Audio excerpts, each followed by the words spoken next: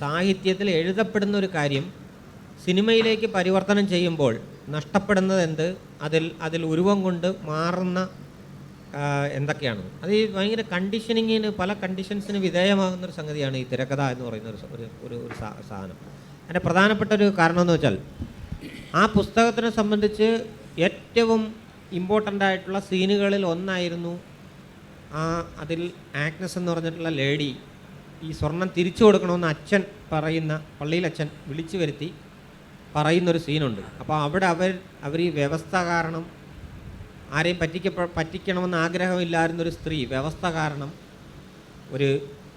മറ്റുള്ളവരെ പറ്റിച്ച ഒരു തട്ടിപ്പുകാരിയായി ചിത്രീകരിക്കേണ്ടി വരുന്നൊരു സ്ത്രീയുടെ ഒരു ആത്മരോഷം അവർ പറയുന്നൊരു സംഗതിയാണ് എൻ്റെ അടുത്തുള്ളത്.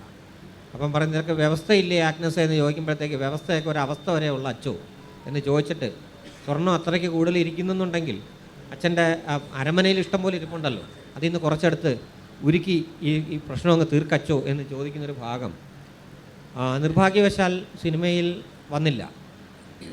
അത് വരാത്തത് എന്തെന്ന് ചോദിച്ചു കഴിഞ്ഞാൽ, അതിൻ്റെ ഉത്തരവാദി അതിൻ്റെ സംഭാഷണങ്ങൾ എഴുതുകയും അതിൻ്റെ തിരക്കഥയിൽ രണ്ടുപേരിൽ ഒരാളെ പ്രവർത്തിക്കുകയും സിനിമയിലുടനീളം ഉണ്ടായിരുന്ന ഒരാളെന്നുള്ള നിലയ്ക്ക് സ്വാഭാവികം എനിക്കും ഉണ്ടാവുമല്ലോ, സ്വാഭാവികം.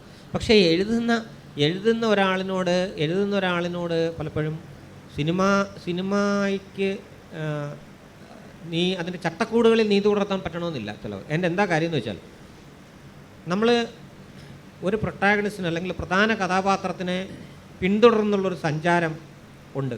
അത് സിനിമയിൽ പ്രേക്ഷകൻ ഒരു പ്രധാന കഥാപാത്രത്തെയോ അല്ലെങ്കിൽ ഒന്നോ രണ്ടോ മൂന്നോ പ്രധാന കഥാപാത്രങ്ങളെയോ പിന്തുടരുന്നതിൻ്റെ സൂക്ഷ്മത അവിടെ വളരെ കൂടുതലാണ്.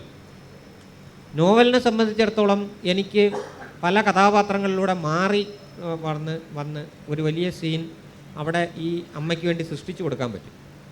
പക്ഷെ അത് ഒരു കണ്ടീഷൻ കഴിഞ്ഞിട്ടാണ്. സിനിമയിൽ വരുമ്പോഴത്തേക്ക് ഒരു കണ്ടീഷൻ കഴിഞ്ഞിട്ട് ഈ അമ്മ എങ്ങനെയാണ് അഭിനയിച്ച് വരുന്നത് എന്നതിനെ ആശ്രയിച്ചിട്ട് അവരുടെ രൂപപ്പെടുത്തിയ ഒരു കെമിസ്ട്രി രൂപപ്പെടുത്തിയിട്ടുണ്ടാകും. സിനിമയുടെ ഈ ഘട്ടത്തിലെത്തുമ്പോഴത്തേക്ക് സിനിമയ്ക്ക് പൊതുവായിട്ടൊരു കെമിസ്ട്രി രൂപപ്പെട്ട് കഴിഞ്ഞിട്ടുണ്ടാകും, എൻ്റെ നായകനും അതിൻ്റെ ഉപകഥാപാത്രങ്ങളൊക്കെ ചേർന്ന്. അവിടെ ഈ സീൻ എടുക്കാനായിട്ട് വളരെ ലൗഡായിട്ട് ഈ ലേഡി അവിടെ പറയുമ്പോഴത്തേക്ക് അവിടെ ആ സിനിമയുടെ ബാലൻസ് വ്യത്യാസപ്പെടുന്നു. അതുകൊണ്ടാണ് ഞങ്ങൾ പലതവണ ആലോചിച്ചതിന് ശേഷം ആ സീൻ ചിത്രീകരിക്കണ്ട എന്ന് തീരുമാനിക്കായിരുന്നു. കാര്യം അത് എഡിറ്റർ എടുത്ത് ദൂരെ കളയും. എഡിറ്റർ ഒരു സൂപ്പർ കഥാപാത്രമാണ് സിനിമയുടെ ചിത്രീകരണം എല്ലാം കഴിഞ്ഞതിന് ശേഷം ഉള്ളൊരു സാധനം. അദ്ദേഹം നമ്മുടെ സാഹിത്യത്തിൽ സാധാരണ എഡിറ്റേഴ്സ് സാമാന്യഗതിയിൽ അധികം ഇല്ല, പ്രത്യേകിച്ച് കേരളത്തിൽ സംബന്ധിച്ച്. പക്ഷേ സിനിമയെ സംബന്ധിച്ച് അങ്ങനല്ല.